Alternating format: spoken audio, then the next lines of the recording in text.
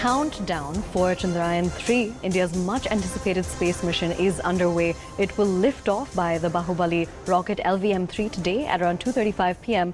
from Sriharikota. Now, this moon mission is a follow-up one after the crash landing of the Chandrayaan-2 back in September 2019 due to a software glitch. Now, the main goal of the tree is to land the rover on the lunar surface on the 23rd of August. If successful, India will become the fourth country after Russia, the United States and China to achieve a successful soft landing on the moon. Now, the new mission aims to demonstrate India's capability to safely land and explore the lunar surface. The spacecraft is expected to reach the moon's south pole and operate for 1 lunar day, which is approximately 14 Earth days. और आपको खुशी होगी, अभी जब मैं आपसे बात कर रहा हूं तो भारत में चंद्रयान-3 की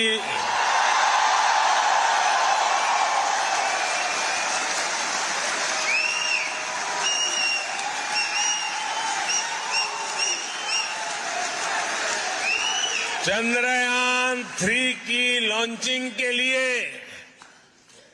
रिवर्स काउंटिंग की गूंज सुनाई दे रही है।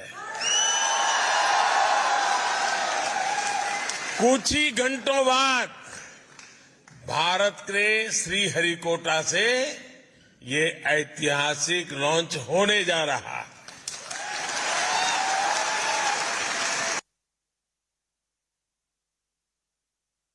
Now, CNN News 18's Sriharikota gets us this exclusive report on ISRO's latest lunar mission, Chandrayaan-3. Take a look.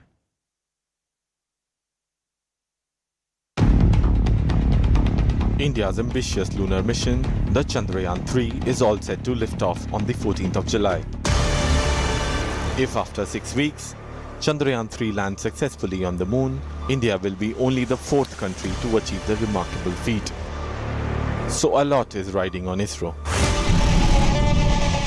After Chandrayaan-2 ended in failure and tears in 2019, ISRO has ensured that Chandrayaan-3 does not repeat the same mistakes of its predecessor.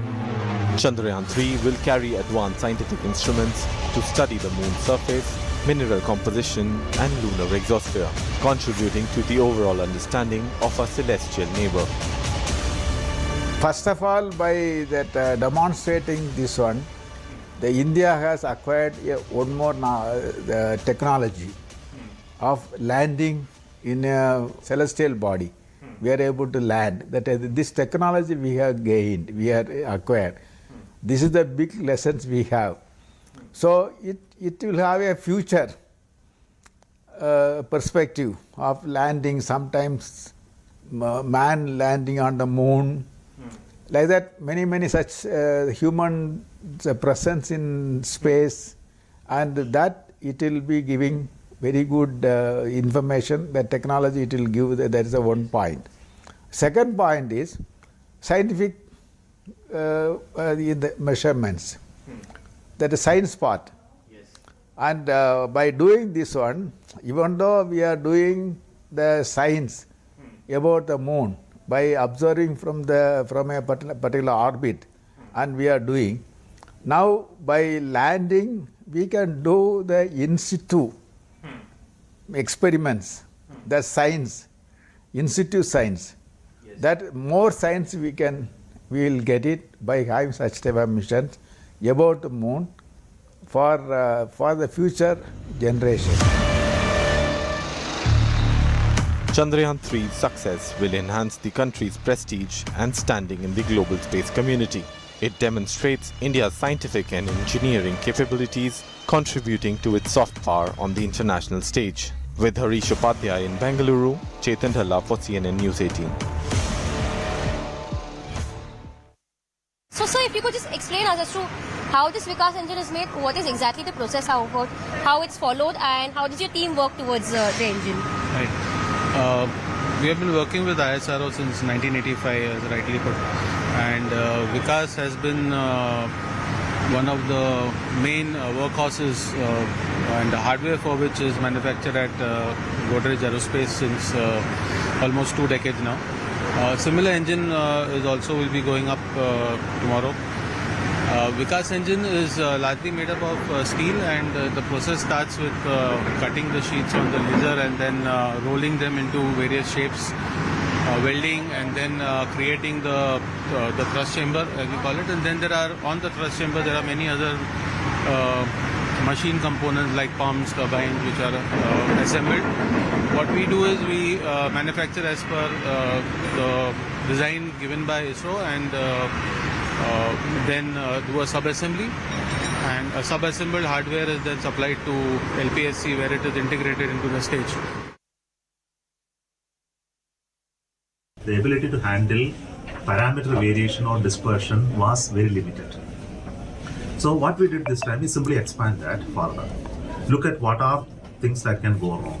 So we, instead of success-based design in Chandrayaan-2, we are doing a failure-based design in Chandrayaan-3. What all can fail and how to protect it. So this is the approach that we are taking. So for that we did many things. One, we expanded the area of landing half a kilometer by half a kilometer to 4 kilometer by 2.5 kilometer. 4 kilometer along the track and 2.5 kilometer width. Anywhere it can land. So it doesn't limit you to target a specific point. It will target a specific point only in nominal conditions.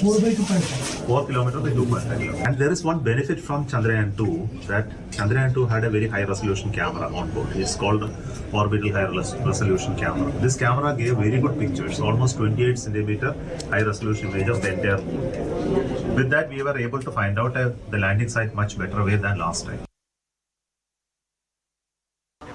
The countdown for Chandrayaan-3 has started, and it's going to be a historic day for the country and ISRO. It could open up opportunity for the country to prove that it has successfully mastered the art of soft landing on the surface of moon, and ISRO not forgetting to ensure that this also acts as a moment to inspire hundreds of young minds, and that's the reason you have the viewers gallery opened up.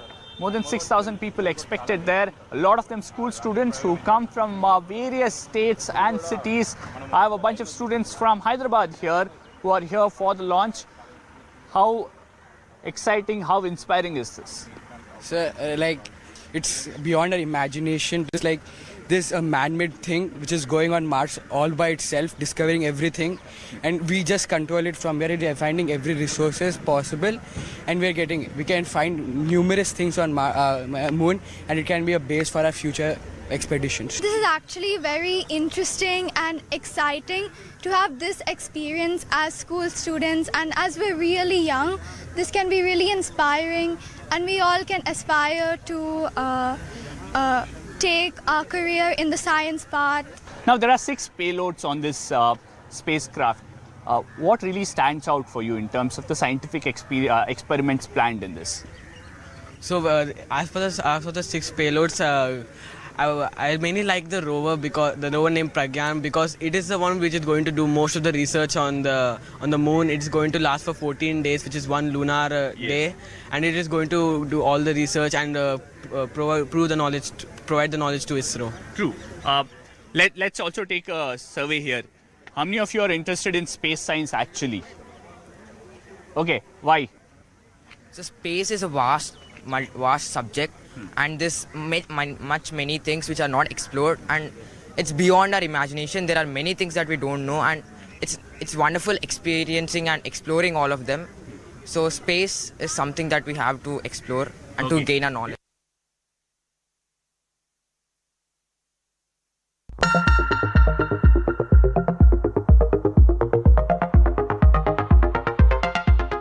Chandrayaan-3, India's ambitious lunar mission, will lift off from the Satish Dhawan Space Centre in Sriharikota on the 14th of July. If successful, India will become the 4th country to achieve the remarkable feat of landing a spacecraft on the surface of the moon.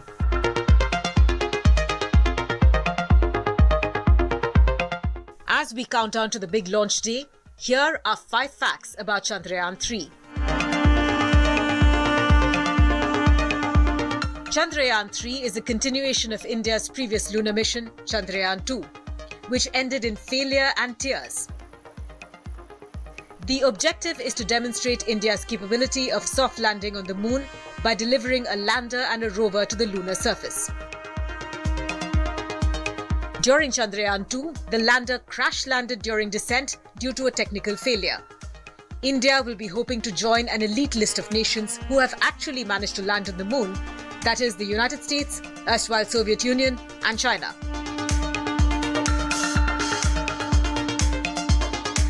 The actual launch vehicle Mark III is a 3-stage medium-lift launch vehicle. Christened as the Bahubali of rockets, it's the most powerful rocket ever developed by ISRO. This is what will be used to launch the Chandrayaan-3 spacecraft. LVM-3 consists of 2 solid fuel boosters and a liquid fuel core stage powering it. The solid fuel boosters provide the initial thrust, while the liquid fuel core stage provides the sustained thrust to propel the rocket into orbit.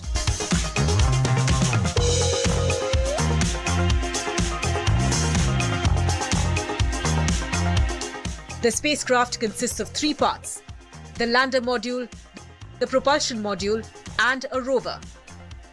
The integrated spacecraft weighs around 3,900 kgs. The main function of the propulsion module is to carry the lander module from launch vehicle injection till the final lunar 100-kilometer circular polar orbit and separate it. The lander will make a soft landing at a specific site on the moon and deploy the rover. The rover in turn will carry out chemical analysis of the lunar surface. The rover will be moving only within a limited range, that is, within the sight of the lander's cameras. All data collected by the rover will be transmitted first to the rover and then to the orbiter and then back to Earth.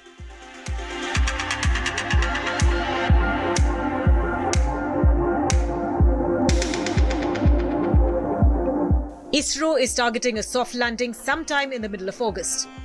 Landing dates are determined based on the availability of sunlight at a particular landing spot.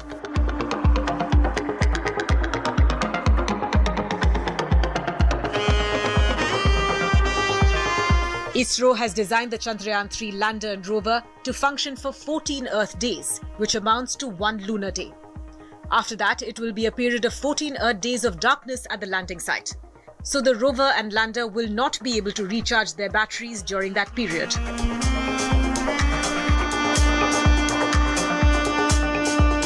While there have been several moon landings, Chandrayaan-3 will be the first to land on the south pole of the moon.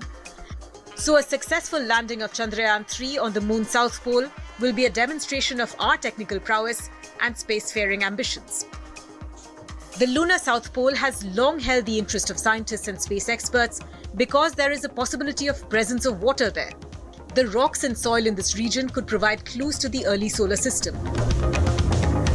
This will be the first time that any test would be conducted on the South Pole, so any data and conclusions drawn are set to be studied keenly across the world.